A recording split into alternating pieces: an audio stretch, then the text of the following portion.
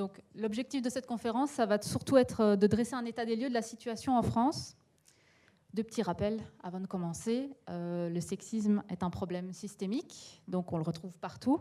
Dans l'ensemble de notre société, aucun milieu social et professionnel n'est épargné. Alors, pourquoi l'archéologie ? Eh bien, il se trouve que je suis archéologue et féministe et que le champ de l'archéologie francophone était un peu laissé en friche. Donc, me voilà. Les recherches que l'on mène au sein du collectif Pays Tatruel, elles s'inscrivent dans un vaste champ de recherche qu'est l'archéologie du genre, dont le point de départ est, pour l'angle d'attaque que j'ai choisi ici, les inégalités hommes-femmes au sein de la profession, l'article de John Géraud. Dans l'introduction de cet article, John Géraud dit « Dans cette étude, nous examinerons non seulement comment les stéréotypes de genre structurent nos interprétations du passé, mais également comment ces stéréotypes interviennent dans les relations entre archéologues de nos jours, de manière à ce que nos conclusions de recherche et notre vie professionnelle reflètent la même société, aussi bien passée que présente. » Pour appuyer cette réflexion, John Géraud, elle va se baser sur une série de données disponibles pour elle aux États-Unis, les recherches de terrain en cours en Amérique centrale qui sont répertoriées par American Antiquity, les thèses de doctorat répertoriées dans le Dissertation Abstract International et la distribution des financements de la National Science Foundation. En passant en revue ces données, elle note que la majorité des archéologues qui effectuent des recherches en Amérique centrale sont des hommes. Entre 1979, 1979 et 1980, sur les 117 chantiers de fouilles répertoriés en Amérique centrale listés par American Antiquity, 91, 91 sont dirigés par des hommes, 26 sont dirigés par des femmes, dont 9 en codirection avec un homme, qui est souvent leur mari. Les hommes sont également plus nombreux à réaliser une thèse impliquant du travail sur terrain et ils reçoivent aussi davantage de financement pour mener à bien leurs recherches, d'ailleurs aussi bien en dehors que sur le terrain. Les femmes, quant à elles, elles ont davantage de chances de recevoir des financements si leur recherche n'implique pas de travail de terrain. En fournissant les premières données quantitatives sur le sujet, John Géraud, elle va ouvrir la voie aux publications qui portent sur la place des femmes et des minorités au sein de notre profession, travail que je poursuis ici en m'intéressant au cas français. Alors, un plafond de verre, je vais donner une petite définition pour qu'on comprenne bien tous et toutes de quoi je parle. C'est l'ensemble des obstacles visibles et invisibles qui séparent les femmes du sommet des hiérarchies professionnelles et organisationnelles. Il y a une série d'études qui existent déjà pour d'autres milieux professionnels que l'archéologie et elles démontrent qu'au fur et à mesure qu'on monte dans la hiérarchie, les femmes sont de plus en plus rares. Et je vais vous montrer que l'archéologie n'est pas du tout épargnée par ce phénomène. À l'INRAP, par exemple, pour les postes de direction, on remarque qu'ils sont en majorité détenus par des hommes. Entre 2015 et 2017, ils sont 72 à occuper la tête des services territoriaux. En 2018, toujours à l'INRAP, les femmes n'occupent qu'à 36% les postes de responsables d'opération. En tant que responsables d'opération, elles sont d'ailleurs payées moins que les hommes. Leur salaire est en moyenne 3% inférieur à celui de leurs collègues masculins. Cela s'explique notamment parce qu'elles sont plus nombreuses à obtenir des postes à temps partiel et qu'elles sont aussi en moyenne beaucoup plus jeunes que leurs collègues masculins. Ces premières conclusions, elles rejoignent l'enquête Emploi et précarité 2020 qui a été réalisée par le groupe Archéo en lutte. Cette enquête, elle avait été menée sur 630 archéologues françaises, tous employeurs confondus, et le revenu moyen déclaré par les femmes est en moyenne 10% inférieur à celui de leurs collègues masculins, et elles sont également en moyenne 4 ans plus jeunes que leurs collègues masculins. Ce déséquilibre dans la répartition hommes-femmes pour les postes de chefs de service et de responsables d'opération s'observe également dans les collectivités territoriales, les opérateurs privés d'archéologie préventive et au ministère de la Culture. Dans les services régionaux de l'archéologie, les hommes sont majoritaires en 2022 au poste de direction. On compte 11 hommes sur 14 chefs de service et 16 hommes sur 21 adjointes. Lors des 15e rencontres de l'ANAC, d'ailleurs en 2023, Sébastien Ziegler et Fabien Blanc-Garidel avaient également partagé quelques chiffres pour les collectivités territoriales. Entre 2016 et 2020, 60% des chefs de service sont des hommes et 62% des responsables d'opération sont des hommes. En ce qui concerne le milieu académique, alors on n'a pas d'études globales pour l'ensemble du milieu académique français, donc j'ai obtenu des chiffres qui sont voilà, d'université en université. Je vais en citer un seul, celle de l'école doctorale de Paris 1. On note entre 2018 et 2019 que les femmes sont majoritaires parmi les doctorants-doctorantes. On compte 107 femmes sur 185 doctorants-doctorantes inscrits. Et elles sont également majoritaires parmi les maîtresses de conférences. On compte 11 femmes sur 17 maîtresses de conférences. Mais elles sont rapidement minoritaires parmi les professeurs, plus que 3 femmes sur 13 professeurs d'archéologie. Et tous ces résultats, ils sont d'autant plus intéressants quand on sait que les femmes sont en moyenne 75%, 75% à obtenir le diplôme de master en archéologie en France. Donc, à cette ségrégation verticale, il y a aussi une hiérarchisation horizontale qui se met en place, qu'on appelle le phénomène des parois de verre, et qui peut être défini comme lorsque les femmes arrivent à atteindre un certain niveau dans l'échelle hiérarchique, en fait, on va les retrouver dans des secteurs ou des services qui sont évalués comme ayant une importance moins centrale, moins stratégique au sein de l'entreprise, les ressources humaines ou l'administration, par exemple. En archéologie, cette ségrégation horizontale, elle s'observe dans la répartition du travail et elle peut être totalement mise en relation avec le prestige professionnel et social lié au travail de terrain. Prestige d'autant plus important dans le cadre de la direction d'un chantier de fouilles. Là, je vais citer John Gero, encore une fois.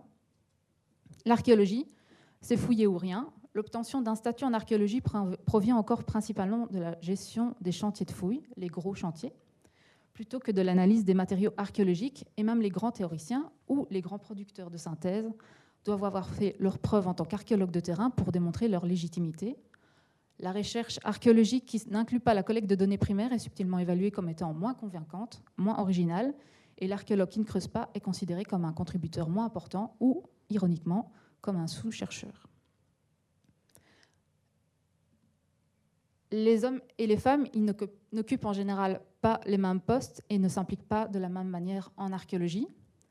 En France, le rapport de l'Observatoire de l'égalité entre femmes et hommes dans la culture et la communication, dont j'ai déjà cité des chiffres plus haut, nous apprend que le travail de terrain reste en majorité un domaine masculin. En 2019, du coup, à l'INRAP, 60% des techniciens et techniciennes d'opération sont des hommes et 64% des responsables d'opération sont des hommes, un chiffre que j'ai déjà cité plus haut. Les femmes se retrouvent davantage en laboratoire ou bien dans les musées. Cette répartition du travail, elle s'accompagne d'une hiérarchisation. Les tâches qui sont accomplies par les femmes sont globalement dévalorisées et donc rarement rémunérées. Cette faible reconnaissance est liée au fait que ces tâches ne sont pas considérées comme le résultat d'un apprentissage, mais qu'elles sont plutôt liées à des qualités prétendument naturelles des femmes, telles que la patience, la minutie, l'ordre ou le soin. Il est attendu qu'elles s'occupent davantage de travaux d'intérieur, car il est sédentaire, passif, je mets des guillemets, et effectué dans un environnement sécurisé. Certaines chercheuses, comme John Gero, que j'ai déjà cité, ou Liv Helga-Domazn, qui nous a récemment quittés, effectuent un rapprochement entre ces tâches et le travail domestique.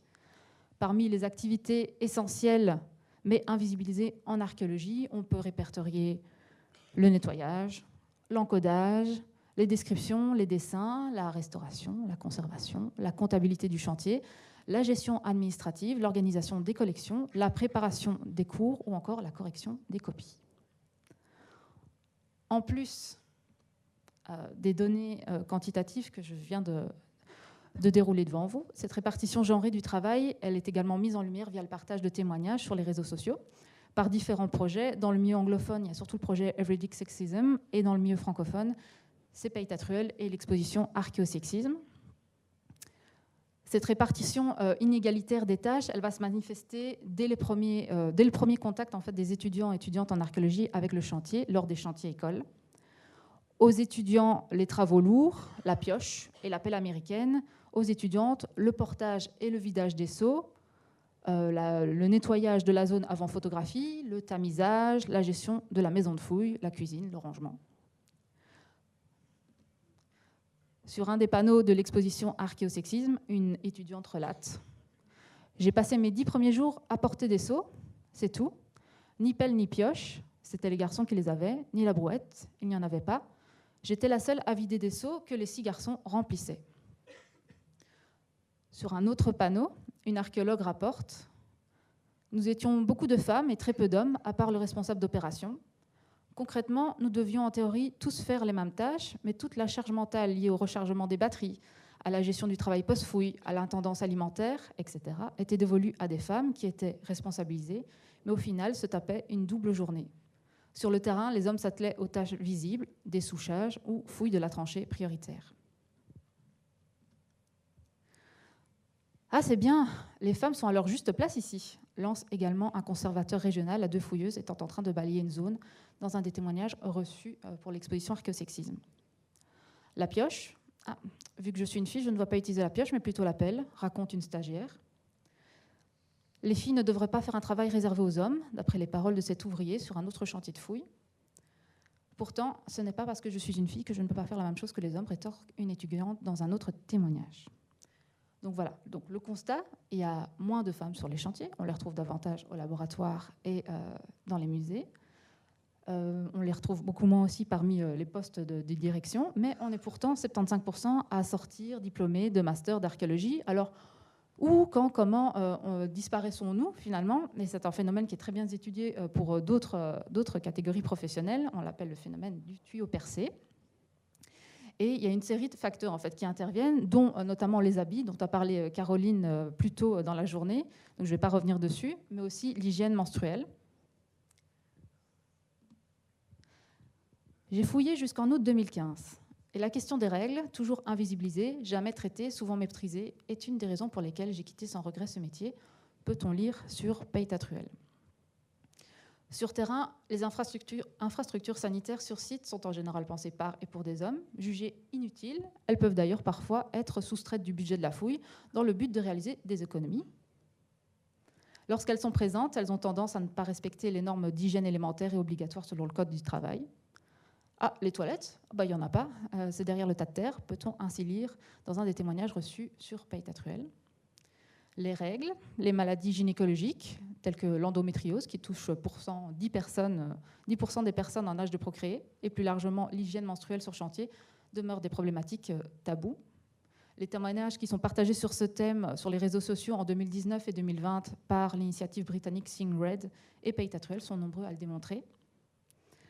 Ces témoignages ils vont détailler des difficultés rencontrées sur le terrain et en dehors, absence de toilettes ou de lieux pour pouvoir se changer en toute sérénité, absence de papier toilette, de réservoir d'eau ou de savon pour se laver les mains ou bien rincer sa coupe menstruelle pour celles qui l'utilisent, absence de poubelle où jeter ses tampons et serviettes usagées, blocs sanitaires qui ne respectent pas les normes d'hygiène ou blocs sanitaires non adaptés, etc. Il est observé qu'en l'absence d'intérêt et de prise en charge de la situation par les responsables, on opte parfois, nous les femmes, pour des solutions qui sont dangereuses pour notre santé, comme maintenir un tampon au-delà des 4 heures recommandées, qui va nous exposer ainsi au syndrome du choc toxique, ou alors cumuler les plaquettes de pilules. Ce tabou, il a un impact d'autant plus négatif sur les personnes en situation de fausse couche, par exemple, ou souffrant d'endométriose. Les risques de mycose vaginale, de cystite ou d'autres infections urinaires sont également rarement pris en compte. En France, on a parlé d'Archéonounoum tout à l'heure, quelqu'un a pris la parole, il y a un kit menstruation qui a été mis en place en 2020 par le comité social et économique de l'opérateur sur l'ensemble de ces chantiers. Il est composé de 6 serviettes de 3 types différents, conditionnées dans un sachet hermétique et d'un rappel des mesures d'hygiène recommandées par la médecine du travail. Ils font aussi également tout ce qui est bloc sanitaire sur les chantiers. Le collectif Peytatruel, en lien avec l'association Archéoéthique, ont également mis au point en 2022 un petit guide des menstruations sur le chantier qui apprend notamment à comment construire des toilettes sèches si vous voulez réaliser des économies sur les blocs sanitaires.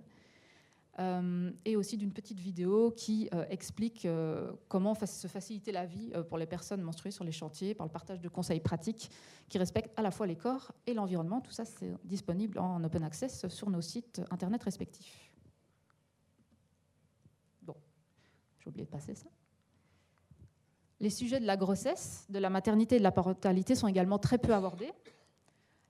Sur un blog qui est tenu par un archéologue, donc par un homme, on peut lire que l'archéologie n'est pas une carrière où il est aisé d'avoir des enfants et les choses sont encore plus difficiles si vous êtes archéologue de terrain.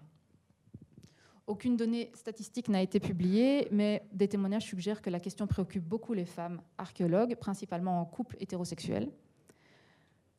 J'espère que tu ne vas pas t'y mettre aussi, sinon le travail n'avancera jamais, lance ainsi froidement un directeur de thèse à une doctorante dont la collègue vient d'apprendre sa grossesse et qui, de ce fait, ne pourra plus aller sur terrain.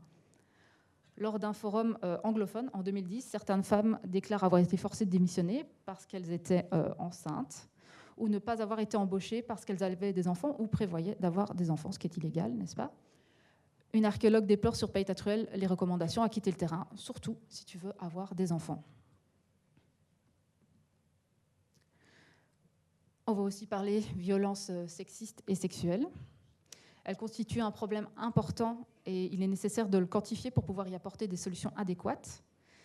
2 types de sources permettent d'attester leur présence, de quantifier leur fréquence et de mesurer leur impact, les témoignages et les enquêtes. Dans le milieu francophone, le collectif Paytatruel ainsi que l'exposition Archéosexisme sont les principales initiatives à relayer sur les réseaux sociaux et hors ligne les témoignages de violences sexistes et sexuelles en archéologie. Sur terrain, en laboratoire, dans les salles de classe ou dans les couloirs des universités, on peut y lire qu'au paternalisme bienveillant va se rejoindre rapidement intimidation, insultes, harcèlement et agression. Le chantier en particulier est un espace où les jeunes femmes sont à disposition des hommes et où leurs corps sont sexualisés, commentés et classés. Les jeunes femmes surtout ont tendance à être la cible de ce harcèlement sexiste et sexuel. Sur Paytatruel, donc depuis 2017, on a quand même accumulé pas mal de témoignages. Les surnoms donnés aux femmes sur les chantiers de fouilles affluent et renvoient systématiquement à leur physique. La jolie basanée, l'allumette, la grosse, entre autres. Les poitrines, les hanches et les fesses font l'objet de remarques à connotation sexuelle et de gestes à caractère sexuel. Sur un chantier, on peut lire par exemple que l'élection journalière du cul d'or est ainsi une tradition à laquelle les femmes ne peuvent échapper malgré leurs nombreuses plaintes. Certains témoignages parlent des fouilles comme d'un terrain de chasse et de femmes comme de la viande qui est disponible et renouvelée chaque année. Le chef de secteur qui s'amuse à créer un dossier photo des fesses et des seins des fouilleuses, le directeur qui demande quel type de viande il y a cette année, raconte une ex-étudiante dans un témoignage. Il n'est pas rare qu'en plein travail, une fouilleuse se rende compte que sa poitrine est en train d'être prise en photo par un collègue ou que la forme de ses fesses est commentée abondamment par un supérieur hiérarchique. D'autres témoignages relatent des agressions sexuelles qui sont reléguées au registre de l'humour par les collègues masculins et les supérieurs hiérarchiques. Il m'a mis la main aux fesses, je lui ai dit de ne plus recommencer. Il m'a répondu « Oh, ça va, c'est rien, calme-toi ». Les tenues vestimentaires n'échappent pas non plus au contrôle patriarcal. Plusieurs étudiantes témoignent avoir reçu l'ordre de se couvrir d'une chemise afin de ne plus perturber les hommes pendant le travail. Les responsables d'un chantier ont également officieusement interdit aux femmes le port du legging pour éviter d'avoir à réprimander les hommes pour leurs remarques sexistes. Un fouilleur a fait un commentaire déplacé sur le cul d'une fouilleuse. Les responsables ont demandé aux filles de changer de tenue. L'homme n'a pas été réprimandé, relate ainsi une archéologue. En ce qui concerne les données quantitatives, on commence seulement à les récolter. En février 2021, on a rejoint le projet qui a été initié par le conseil d'administration de l'Archaeology of Gender in Europe, qui dépend de l'EA. Et ce projet, il visait à déterminer l'ampleur des diverses formes de harcèlement et d'agression dans les communautés archéologiques européennes. Il y avait un premier volet qui avait déjà été publié sur 4 pays d'Europe centrale et orientale, la Serbie, la Roumanie, la Bulgarie et la Hongrie. Et suite à cette première étude, il a été décidé d'étendre l'ensemble des investigations à l'espace européen. Et nous, on s'est consacré aux 3 pays dont le français est la langue maternelle, à savoir la France, la Belgique et la Suisse. Les premiers résultats ont été présentés à l'édition 2021 de l'EA et ils sont aujourd'hui publiés en open access dans la revue Antiquity en anglais. Notre enquête, c'est la première à être menée à une si grande échelle avec plus de 1000 répondants-répondantes, dont plus de 400 réponses qui proviennent de la France. Son objectif, c'était d'évaluer la présence et l'étendue des diverses formes de harcèlement et d'agression en archéologie européenne et aussi de plaider pour l'introduction de mesures qui visent à les prévenir et à les combattre. Donc, parmi les diverses formes de harcèlement et d'agression, on ne s'est pas concentré uniquement sur le sexisme. On s'est aussi intéressé à tout ce qui était discrimination liée à la religion, par exemple, à l'orientation sexuelle, à l'âge, au handicap. On s'est intéressé à tout ce qui est harcèlement physique, agression physique, cyberharcèlement. L'enquête a évalué si les professionnels et les étudiants en archéologie en Europe sont conscients de l'existence de harcèlement et d'agression en archéologie. s'ils ont fait l'objet de tels agissements, et si oui, en quoi ceux-ci les ont affectés sur le plan personnel et professionnel, s'ils les ont signalés, et s'ils les ont signalés, si des mesures ont été prises en conséquence. Les résultats y sont parlants. 82% de nos répondantes ont déclaré avoir au moins subi une expérience de harcèlement ou d'agression en archéologie. La plupart des victimes sont des femmes, à 77%, 77%, et la plupart des auteurs des faits sont des hommes, à 78%. Les auteurs de ces violences ont en général entre 40 et 59 ans, et les victimes appartiennent à toutes les tranches d'âge, peu importe leur genre, mais on a un pic aux alentours de 30 ans. Le chantier a été déclaré comme le lieu où se déroulent en majorité ces problèmes. Bon, c'est un constat voilà, qui est un peu triste, mais il y a des solutions pour y remédier. Il existe fort heureusement diverses initiatives pour essayer de remédier aux problèmes de discrimination, notamment sexiste en archéologie. C'est là qu'intervient Paytatruel. Donc à la base, Paytatruel, c'était une plateforme que j'ai mis en ligne toute seule depuis mon salon en 2017. C'était une plateforme, comme on partait de nulle part, je l'avais pensé comme une plateforme de recueil de témoignages anonymes, principalement à ce moment-là sur le sexisme en archéologie. Plateforme qui a rapidement marché, qui a engrangé des centaines et des centaines de témoignages. Et ensuite, vu le succès de l'initiative et vu que j'étais toute seule à la mener à bien et qu'il y avait énormément de choses à faire, c'est devenu un collectif dont la lutte s'effectue maintenant sur deux fronts. D'une part, la valorisation des études liées à l'archéologie du genre, dont je n'ai pas du tout parlé aujourd'hui, et la sensibilisation aux discriminations en archéologie en vue de leur démantèlement. On est 4 dans ce collectif, donc c'est pas beaucoup, répartis dans 3 pays, la Belgique, la France et le Québec. Et on réalise tout le travail que je vais vous détailler plus bas bénévolement en dehors de nos heures de travail rémunérées. Pour sensibiliser à la question du sexisme en archéologie, on a investi à la fois la sphère en ligne et hors ligne. On récolte des données et des témoignages, on publie des articles à la fois de vulgarisation, mais aussi des articles scientifiques, comme vous l'avez vu avec l'enquête. On publie des ouvrages généraux. D'ailleurs, la totalité des chiffres que j'ai mentionnés aujourd'hui, vous pouvez les retrouver dans l'introduction à l'archéologie du genre, un ouvrage publié avec ma collègue Isabelle Algrin et qui est disponible depuis cette année. Il y a tout un volet la troisième partie du manuel se concentre uniquement sur les discriminations en archéologie. Donc on fait un état des lieux un petit peu de ce qui existe en termes de chiffres et aussi en termes de initiatives pour lutter contre. On se déplace, comme aujourd'hui, pour donner des conférences, des séminaires, des cours, des formations. On participe à des tables rondes, des cafés-rencontres, des groupes de parole. On organise des journées d'études ou alors des sessions à des colloques. On participe à des vidéos, des podcasts, des émissions radio ou télévisées. On a également créé une exposition, l'exposition Archéosexisme, qui est le fruit d'une collaboration avec l'association Archéoéthique et qui rassemble en fait des témoignages anonymes d'archéologues et d'étudiantes en archéologie francophones. Cette exposition, on l'a mis en place en 2019, donc elle a été inaugurée le 8 mars 2019, Journée internationale de lutte pour les droits des femmes, à la maison d'archéologie et d'ethnologie de l'Université Paris-Nanterre. Et depuis, elle tourne en France, en Belgique, au Canada, en Espagne, aux États-Unis, en Italie, en Grèce, au Royaume-Uni et en Suisse. Donc elle est traduite en 4 langues, français, anglais, néerlandais et catalan. Elle sera bientôt traduite en allemand et en arabe pour pouvoir un peu toucher les pays de l'autre côté de la Méditerranée. Elle circule donc dans 9 pays. Pour remédier aux problèmes d'encadrement du travail de terrain, on a également créé la charte chantier éthique. Alors la charte chantier éthique, à la base, quand on a créé ce label, c'était surtout pour les chantiers en archéologie programmée, parce qu'on s'est vite rendu compte qu'il y avait une espèce de flou total sur l'encadrement des étudiantes et de leur travail sur ces chantiers de fouilles. Donc ce label, il a été pensé avec et pour les fouilleurs-fouilleuses, et il doit être signé par tous les participants à un chantier, des ouvriers qui peuvent être bénévoles, des spécialistes, aux étudiants et étudiantes, jusqu'aux responsables d'opération.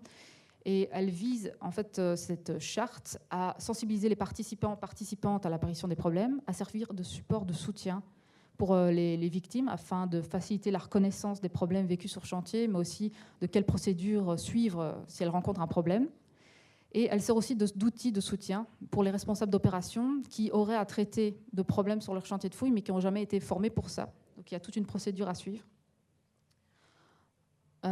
Voilà, donc c'est accompagné d'un vade-mecum, c'est pas juste un petit document, un énième document administratif à signer que personne ne lit et qui ne va pas être appliqué. On parle encore une fois de les personnes qui adhèrent à cette charte. Donc depuis 2019, il y a plus d'une quarantaine de chantiers de fouilles qui ont adhéré, et pour l'année 2024, on a 30 chantiers qui ont renouvelé leur demande. Donc on part avec des personnes qui ont envie de faire changer les choses et qui ne savent pas par où commencer. Donc on commence par ça, par leur donner un peu des guidelines, un petit guide pour savoir quoi faire, et on donne des formations en lien avec ça. On leur donne aussi l'exposition archéosexisme qu'ils peuvent éventuellement afficher dans leur base ou dans leur maison de fouilles. On sert aussi de soutien si jamais ils rencontrent un problème sur un chantier et qu'ils ne savent pas comment le traiter. On est là en backup pour un peu aiguiller voilà, qu'est-ce qui existe dans tel et tel pays pour pouvoir lutter contre, je ne sais pas, un responsable qui aurait été trop loin avec une étudiante. Ça marche plutôt bien. Oh, j'étais déjà arrivée à la fin. Très bien. Bon, la rencontre du féminisme et de l'archéologie, elle est plutôt récente, et c'est d'autant plus vrai pour la France et la Belgique, où on tarde vraiment à s'emparer de la question des discriminations. Elles sont pourtant bien réelles, et elles ont un impact concret dans la pratique de notre profession, avec des inégalités salariales, une répartition genrée du travail, des propos et attitudes discriminatoires, du harcèlement moral, du harcèlement sexuel, des agressions physiques, des agressions sexuelles. La négation et la minimisation des problèmes sont communes. La réglementation et les procédures sont au mieux défaillantes et non respectées, au pire complètement absentes. Les harceleurs et agresseurs sexuels sont connus de tous et de toutes, mais l'omerta demeure difficile à briser. Bref, tout reste à construire. Voilà, par une journée comme aujourd'hui, j'espère déjà avoir donné quelques pistes. Merci de votre attention.